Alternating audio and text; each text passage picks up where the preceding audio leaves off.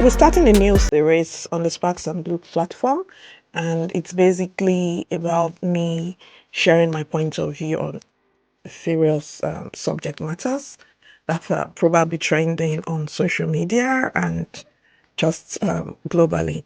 Yeah, so I would like to say a very big thank you to our subscribers, especially the newer ones, and also to appeal to those of you watching and following our pages. So please subscribe to our YouTube channel and turn on your notifications so that you can be among the first to see our videos as soon as they drop. So yes, my point of view today would be me delving into the Olamide and Asake splits, and I'll definitely be relating it to the workspace and to the corporate world and business in general. So yes, my point of view really is that I don't think it's quite wrong for Asake to take, you know, his leave at this time. Um, I don't want to be judgmental. I think he's an adult and he probably had a deep, you know, thought of the entire action he has taken. So I think it's fair for us to let him be. Um, what I would just like to say regarding the split is that for Ashake, in relation to the workplace and in relation to businesses, to SMEs. Ashake is to be likened to like a service or a product, or let me say someone that is an expert, on a craft or something like a specialization, like he's an expert, he's a professional. While Olamide is the organization. Now, I think I should talk about Olamide first. So yeah, for organizations, especially those that run service businesses, you know, um, it's important that you're proactive enough and you're aware that one big business alone running or driving your entire business is a risk on its own. And it's important that you have several ones. So I don't know what could have happened if it was a situation where probably Olamide decided to focus solely on Ashake. I don't know his reasons. I'm not in there. But then it now seemed after a while that Ashake was like the biggest thing in the YBNL brand. And I think that is why it's really sounding off. If it looked like maybe like Don Jazzy's team where, you have others, Ira Star, you have Rema. Yes, they might be, above each other in different levels, and you have some other people, Crayons and the other ones, at least there's a mix. So for businesses or SMEs, I think we should learn deeply from this. It's important that we don't leave our businesses hanging solely on one key account because anything can happen. If the key account decides to go, things like this begin to happen because it becomes like a major issue. However, I made a post, I think I responded to someone online. It's also important that we are strategic as businesses. So yeah, even if it happens that it's beyond your control, your business has been surviving on one key account and all of those kinds of things. If things like this happen, I think you should be strategic enough to then know what to do. When you lose a key major account, then obviously, you need to immediately begin to streamline on certain areas as well, operationally, expense wise, and all of those kinds of things, because whether you like it or not, the business must remain. So for business owners, business movers, business operators, we need to be aware about these things. You need to know your risk levels. If your business is tied to one key account, which is just the way YBNL is to Ashake, you need to be ready for things like this because it would happen one day. And when it happens, what do you do? What are the plans you've put forward or put behind you to forestall crisis, and all of those kinds of things. That's that for, those holding or operating businesses, which is the YBNL. And then for Asake, I know that, it's a lot of people tend to become cocky about their expertise. And you hear things like people saying things like, oh, if not for me, this organization will be nowhere. I'm like the major person holding things together here and all of those kinds of things. It does happen. And I think that's not enough. If you think that, okay, yeah, Ashaka is a musician, he sings well, he's global, etc. So maybe you think, you are the IT specialist in an IT organization, you are the software guru. And your organization sells softwares. So without you writing the codes or doing this, or you are the one holding, some secrets and all of those things, the organization, if you pull out, the organization will then go under. I don't think it's quite wise to think that way. But then, what makes that decision excel would be that you are not just a professional in your craft, or you are not just an expert doing the singing or doing building the softwares and all of those things. It's important that whilst you were there, you've been able to gather other aspects of the business, which includes things like sales, putting yourself out there, running partnerships, gaining useful, strong, healthy partnerships. For Asake now, I think it will include things like, you know, is he planning to sign new contracts? If he's planning, then it means he might go through this again. That's one. If he's planning to stay on his own and set up his own brand, has he mastered things in management, people management, business management, and all of those kinds of things? There are a lot of various levels of capital that are required in succeeding as a business person. It's not just the financial aspects. There's the aspect of people, human capital. There's the aspect of tenacity, resilience, and all of those things. When the troubled waters come by, things that it's not really money that can solve them.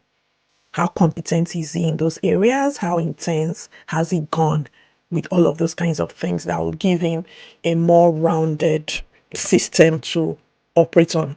So those are the things I think Asake should look at. So it's not just enough that he can sing. Someone also then mentioned the fact that after all, Whiskey did it. Yeah, Whiskey did it, but Whiskey was fortunate enough to run into Jada. And because of the way life is give and take. Whiskey was able to give Jada what Jada was looking for, and she poured herself into his craft. She poured herself into him, and their partnership blossomed together. So that's a different case. We don't know who Asake is going to meet. We don't know who he's going to come across. We don't know his next plan. And we're not going to say because, people like D'banj left, Mervyn, and their career dwindled, so therefore Ashake's career is going to dwindle. You just cannot say. And at the moment, from my own point of view, which, is the subject matter today, I do not know his strengths or his stamina with regards to business driving, with regards to the entertainment space. I don't know, but I know that he's good at his craft. He can sing. And I also know that that is not enough for him to move forward from where he is today. He needs a lot more, to drive the backside, the back end of his business, the back end of his brand, to position himself better than where he is now and to move himself forward. So there's a lot more that is needed aside from the financial aspect of things. And does he have that? That is the question I think we should be checking with. So coming back to our reality, which is the corporate world, the business side of things. So if you're an employee and you are really strong, you can obviously or visibly see your impact in the day-to-day running of the business you represent or the organization where you work. I don't think it's enough for you to then assume that, I think if I pull out, I will do well. Yeah, you could pull out and do well because aside from you being the professional at a particular thing, which you then want to begin to do on another level, e.g. writing softwares, e.g. maybe singing, or whatever. it's important that you also understand the business, the environment, the industry, if it's a regulated business, the regulatory aspect of things. And of course, you have to have people capital, because you need to sell whatever you're doing. Even if you are a lawyer, you're an accountant, you still need to sell your services to people. People have to pay you for your professional services. Now, do you have the people capital? Have you been building strong enough relationships? Are you able to get support now that you are starting off in the entrepreneurial space? And all of those are the things you need to really think about. So it's not enough for you to just assume that, I'm the one that write the codes, I'm the one that, handles all the softwares, I'm the accountant running this audit firm, I think I can pull out. Yeah, you can pull out because you are very good with, putting together the audited financials and all of that. But do you have what it takes to build your clientele? Do you have what it takes, probably even financially, to set up and all of those kinds of things? So it's just wise for you to either pull out with a planned partnership of people that have, all these key things that you need, or you've been able to gather them on your own over the years. Otherwise, pulling out just because you own the craft or you are the professional is not enough for you to pull out and then start off with. You might likely run into troubled waters. So that is just not enough. But then some people might also pull out to join another system. So we don't know where Asake is headed. If he's going to join a new record label on the global scale, we don't know. But we are here watching. We love Asake, we love Olamide as well, so we are looking at things. For Olamide again, I don't think he's going to go under because Asake left. All he needs to do, he's already an established organization, so all he needs to do is to identify new talents.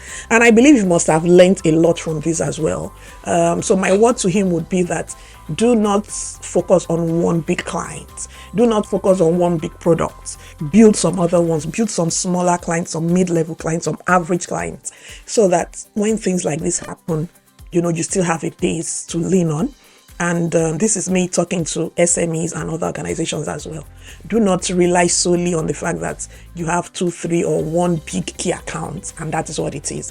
Anything can happen at any time, even if that is not our wish. But then, we don't control the universe. It's important that we have other, organizations that can support if anything goes wrong. And then, peradventure, if you do not, or somehow that is the situation of your organization, you need to be strategic enough to know the next bold steps to take to ensure that your organization stands. And those examples of those bold steps include things like downsizing, right sizing, cost cutting, policy adjustments, and all of those kinds of things. Yeah. So those are the things to be done when you know that you're about losing a key account. So I don't think it's just okay, to be scared or afraid. Life is a risk, and if you're already in it, you're in it, and you should be prepared for whatever comes your way. You should be ready. So I believe that, Olamide is taking this in a positive light. He's not all over social media ranting. I believe he's going back to his drawing table to reason things out and put up his organization with a better front. That is just what I've seen. Focusing alone on Asake is probably what has gotten him here. So he must have learned a lot. Take a look at Don Jazzy. He usually doesn't just have one. When the band left him, T.Y was still there, and some other guys. When they left, he was able to then bring in these new breeds of guys that are doing well, and then he still has 2, 3, 4, people there. I think we all should learn from this and bring it home to our own businesses, to our own small areas, to ensure that we are not relying solely on one key account. We are not relying solely on one product. It's important that you have others, because anything can go wrong. And for your business to be sustainable, that is what you need to do, because losing your key account and then going under just proves that your business in the first instance had no sustainability plan. Thank you so much, guys, for listening.